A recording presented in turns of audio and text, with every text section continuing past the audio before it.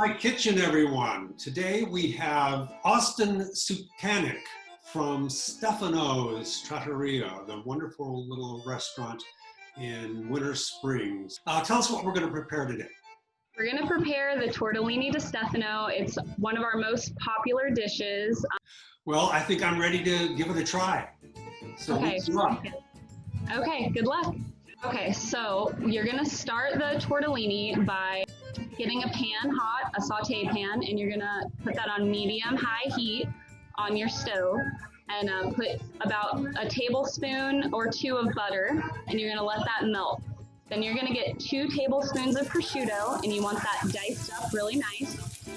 And you're going to put that in the pan once the butter's pretty much all the way melted, and you're going to let that get crispy.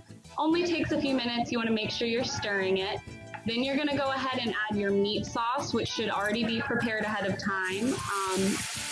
And you're going to do about half a cup of that. And then you're going to add your cream as well, 1/4 cup of that. And then about 2 tablespoons of pecorino romano. And you're going to mix that up, get that nice and thick.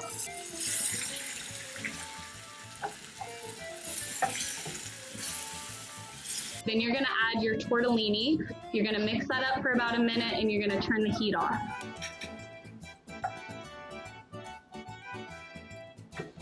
Then you're going to go ahead and get a oven-safe dish. Place it in there, smooth it out, put the mozzarella cheese, 2 slices right on top, and then get your oven at about 350. Put that in there for 5 to 10 minutes. And then if you want to make it extra crispy, go ahead and turn your oven to broil for about a minute or 2 on high, and just watch it to see how crispy you want it. Chef, I'm all done. All right, let's take a look. Okay, all right. It's quite hot. It's right out of the broiler, but how'd I do? That looks really good. Well, I can't wait to try it. It's good and cheesy.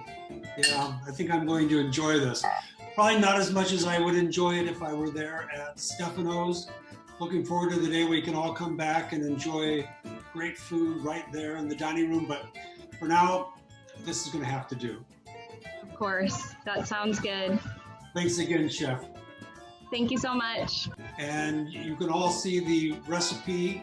I'll have a link below, and it's always online at scottjosepporlando.com.